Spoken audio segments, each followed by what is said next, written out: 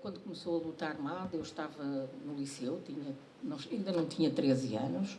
Lembro-me da reitora aparecer, era no Filipa, da reitora aparecer muito alvoroçada, as aulas terem sido interrompidas e a senhora reitora toda pedir uma Ave Maria para os combatentes que irão para o ultramar.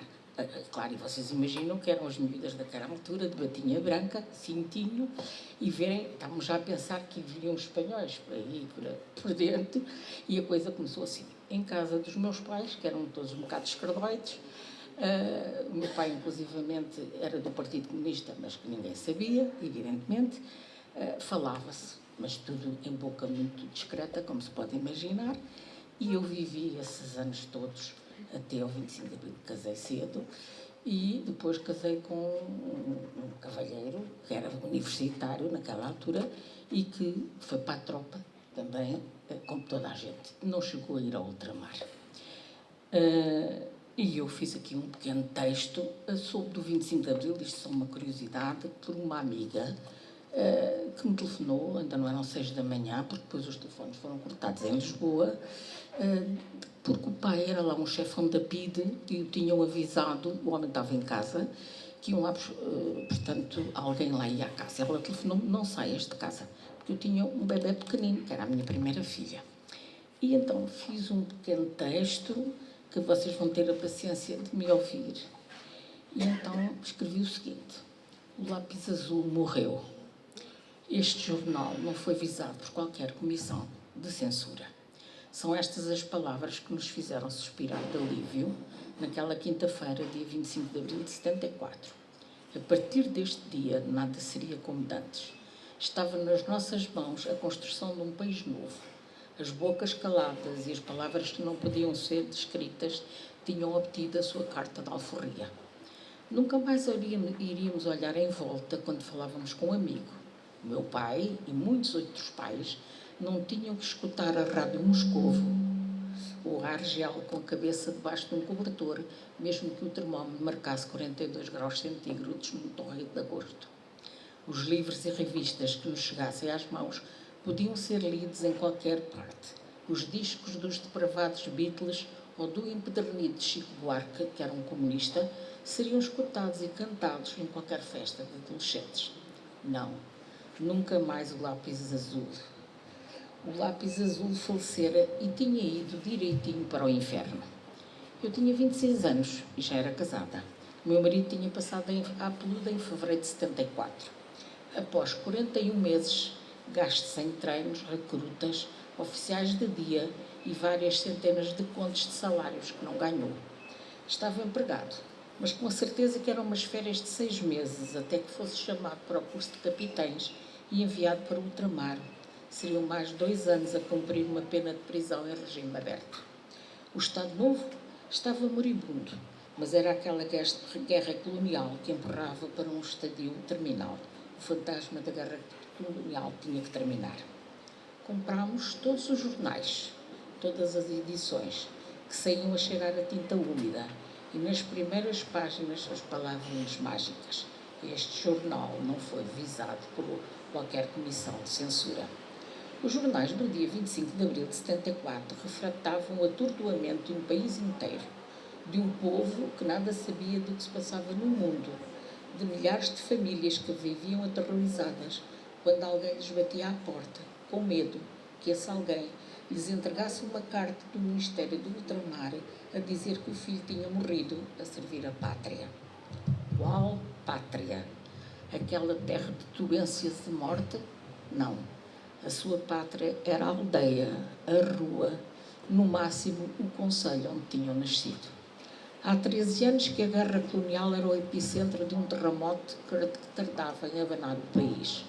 Uma guerra que para muitos era uma inquestionável questão, mas para a grande maioria um disparate político e económico de que não se via fim, onde se consumiam vidas e recursos, por demais necessários à urgente qualificação do capital humano e à modernização do tecido empresarial nacional.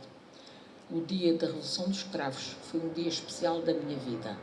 Não posso dizer que foi o mais feliz, pois o nascimento dos filhos é um momento que fica gravado no mais fundo de cada pai e de cada mãe, Porém, naquela manhã, acreditámos que o sonho era possível. Com o fim da censura, os meios de comunicação foram, como seria de esperar, um importante e insubstituível instrumento na transmissão da nova realidade.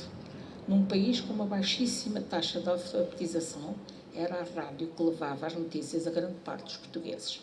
A TV estava pouco implementada a nível nacional, quer pelo facto de uma grande parte da população não ter acesso à eletricidade, quer pelos custos que acarretava, a compra do aparelho, uma antena, uma taxa e o consumo energético. Porém, ao nível das cidades, havia uma profusa imprensa escrita, com destaque para os jornais editados a partir de Lisboa, que eram distribuídos por todo o território nacional, Ilha da Madeira, Arquipélago dos Açores e colónias.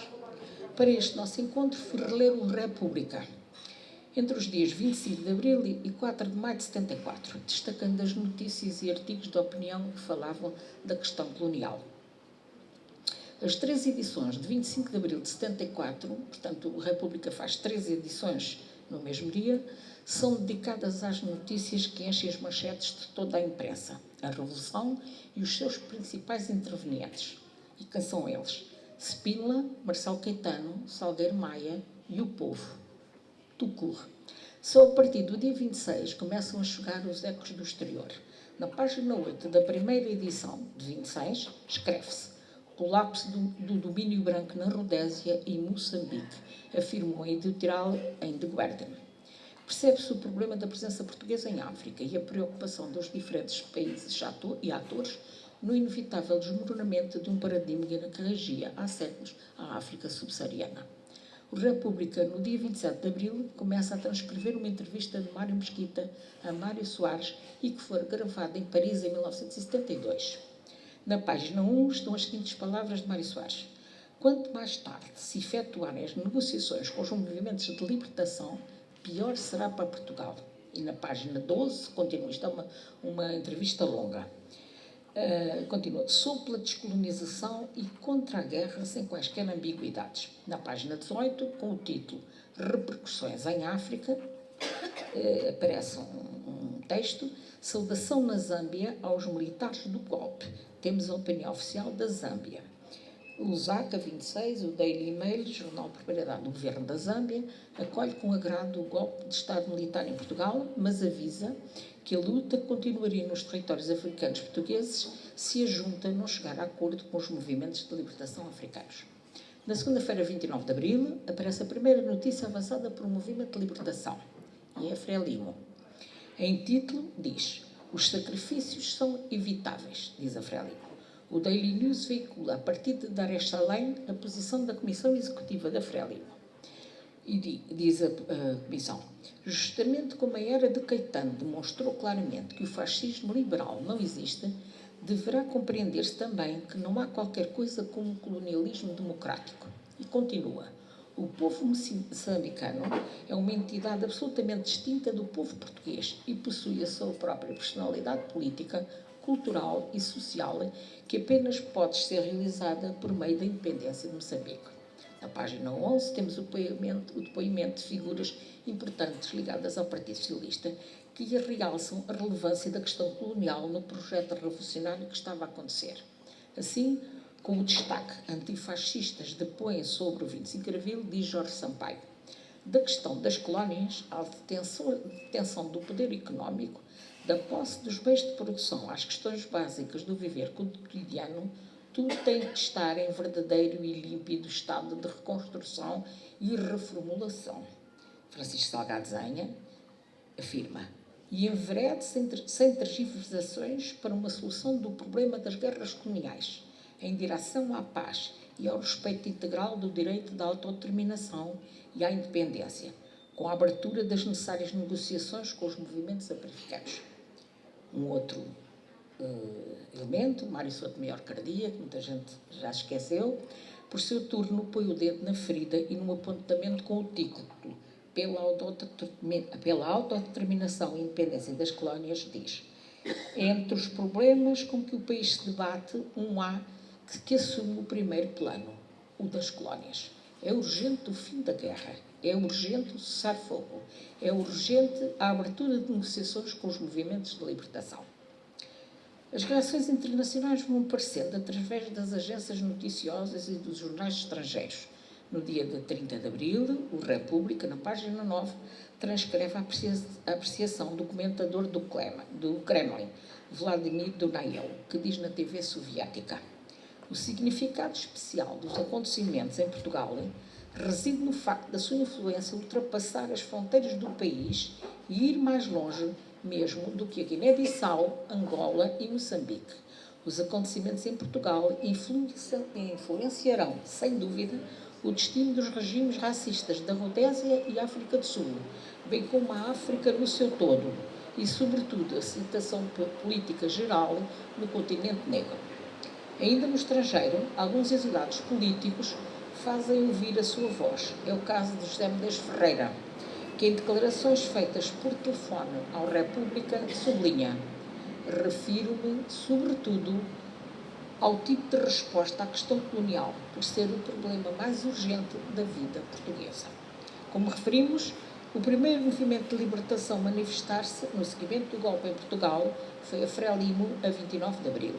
A 2 de maio, chegam-nos as palavras de Agostinho Neto, através de um artigo gravado no Canadá e transcrito na página 11 do jornal, portanto, do República. Diz Agostinho Neto: não podemos terminar a nossa luta enquanto não chegarmos à autodeterminação. A opinião de Agostinho Neto, líder do MPLA, expressa em Montreal.